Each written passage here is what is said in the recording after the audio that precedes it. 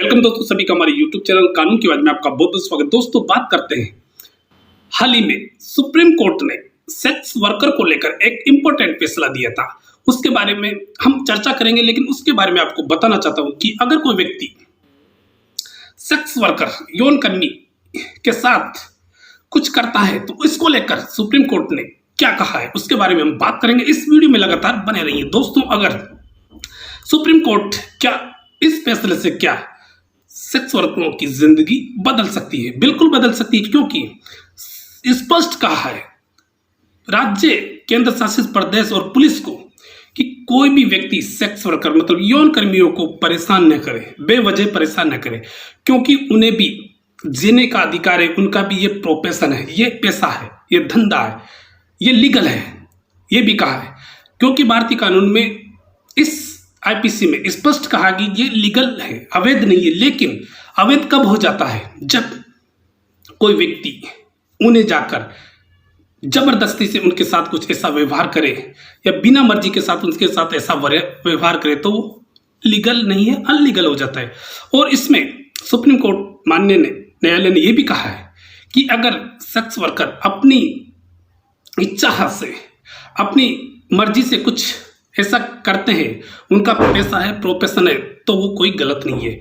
अगर मान लो उनके साथ गलत व्यवहार हो रहा है, बिना वजह हो रहा है, प्रताड़ित हो रहे हैं, तो उनकी तुरंत सुनवाई भी होनी चाहिए, उनके खिलाफ मुकदमे भी दर्ज होना चाहिए। कुल मिलाकर कहने की बात यह है कि सुप्रीम कोर्ट ने यह कहा कि अगर उनके वेश्यालयों में पुलिस द्वारा छापा मारा जाता है तो उनको गिरफ्तार नहीं करेंगे, क्योंकि अगर वो जब तक शिकायत नहीं करे। लेकिन अवैध कब हो जाता है? अवैध जब होता है जब कोई होटल मालिक अवैध तरीके से वेश्यावृत्ति करवाता है या किसी बुलाकर वेश्यावृत्ति होटल में करवाता है तो वो अवैध माना जाता है, उनके खिलाफ कार्रवाई हो सकती है। लेकिन जब तक वो नहीं कहे कि हमारे साथ ऐसा हुआ है, हमने हमारी मर्जी से सारी चीजें कर रहे, जब पुलिस उसे कार्रवाई नहीं कर सकती, नहीं उन पे दबाव बना सकती। अब कुल मिलाकर वो खुलकर इस पैसे का कर सकते हैं, ये उनका प्रोफेशन है। सुप्रीम कोर्ट ने कहा कि उनका भी ये पैसा है, धंधा है, वो चाहे उनकी इच्छा पर कहीं भी इस धंधे को वो कर सकते हैं। लेकिन उनके साथ ऐसा अगर कोई गलत हो रहा है, उनके साथ जबरदस्ती किसी व्यक्ति ने ऐसा यौन संबंध बनाने की कोशिश करता है या यौन संबंध बनाता है तो उनके खिलाफ उनकी शिकायत पर तुरंत एक्शन भी होना चाहिए, उन व्यक्तियों के खिलाफ कार्रवाई भी होनी चाहिए। क्योंकि बहुत सारे देशों में सेक्स को कानून की मान्यता दी है, बहुत सारे देशों में सेक्स को कानून की मान्यता नहीं दी है।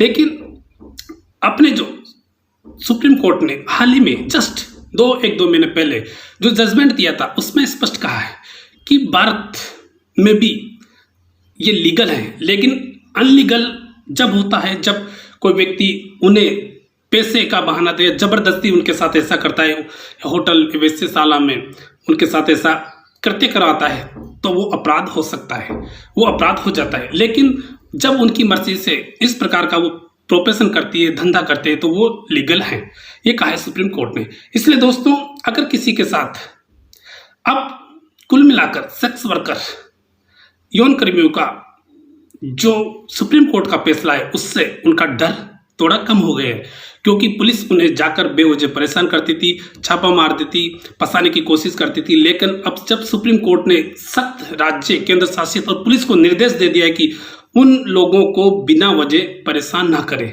उन व्यक्तियों को गिरफ्तार ना करें, जब सुप्रीम कोर्ट ने आदेश दिया है तो अब उनकी किस्मत बदल सकती है, उनका पैसा, प्रोफेशन और भी चल सकता है, लेकिन वो उनकी मर्जी से ही चलेगा।